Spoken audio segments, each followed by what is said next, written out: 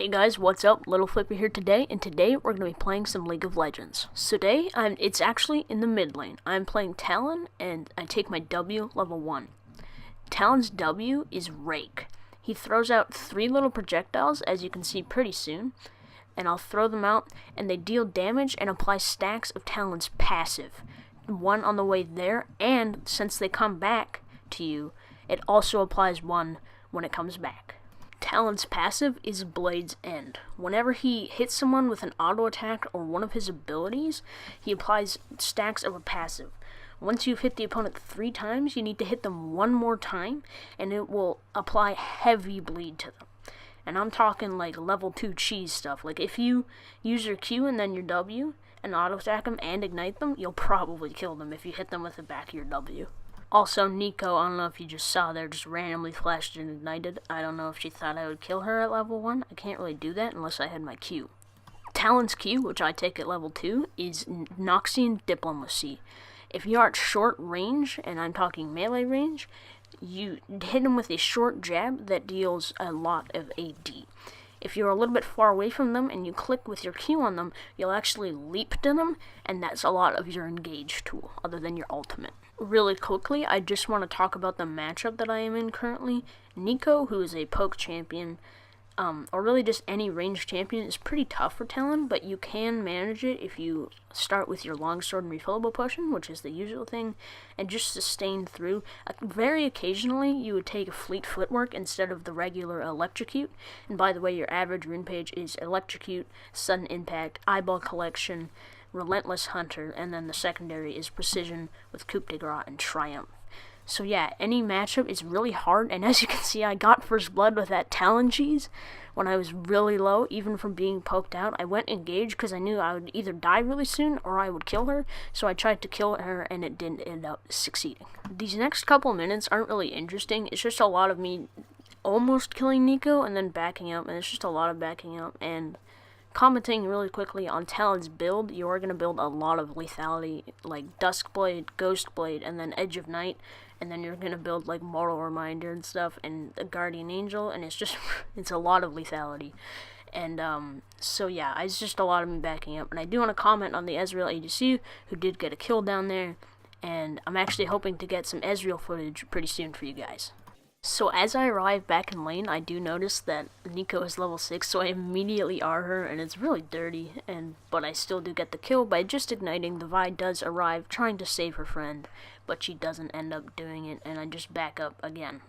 Like I said, it's a lot of backing up.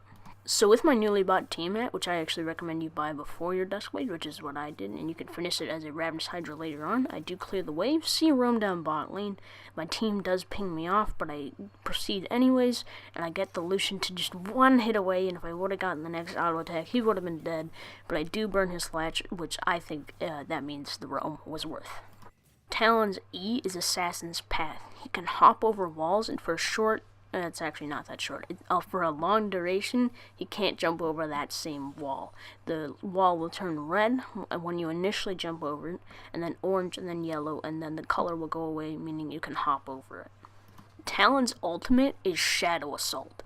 He disappears and turns invisible for a short duration in a flurry of blades, and then he engages on one of his opponents, usually with his Q, sending all of the blades at them and dealing quite a bit of damage, and proccing 1 stack of your passive. With the R that I just explained, I almost kill Nico, forcing her to back up, and I do kill a ward, clear the wave, and then go get a tower plate, making us even because she got 1 down while I was roaming. So as I'm just clearing the wave and clearing a couple more waves, the Lucian does disconnect. I don't think it was an internet problem. I do actually think he rage quit because this game for them was really hard to win, and they did end up losing in the end. But then I do get another kill on the Nico because I think I forgot to show the item page on this replay. I'm sorry.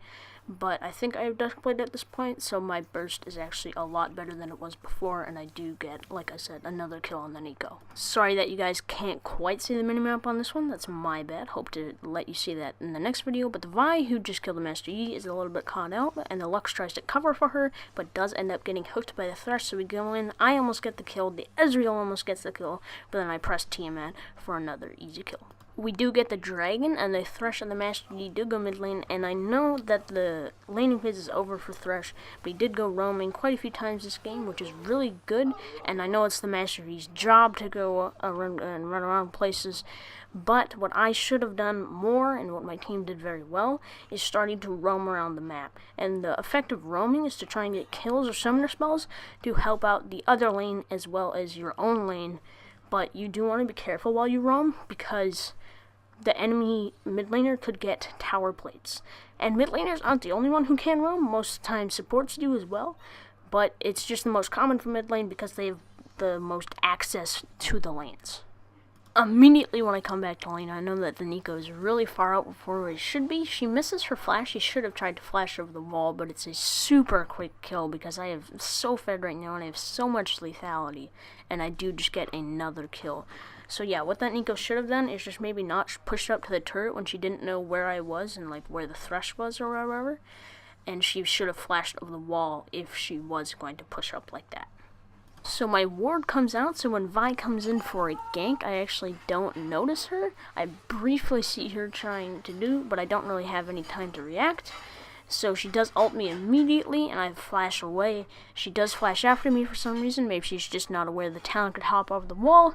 Maybe that I was so fast, but I do get away cleanly, only burning my flash, but I did burn the Vi's flash as well. So the Quinn does die to the Ornn, because he does have a lot of CC, but I come in really quickly as he's trying to push into the turret, turn invisible just before he can see me, so he doesn't even see me coming until it's too late, and I do get another pretty easy kill there. So just after that, the enemy team for some reason engages in a 2v3, and it does end up with the Master Yi on our team dying, but the Nico on their team dying, and now it's a 2v1, and I just help clean up the Vi, and we do end up getting the mid lane tower off of that.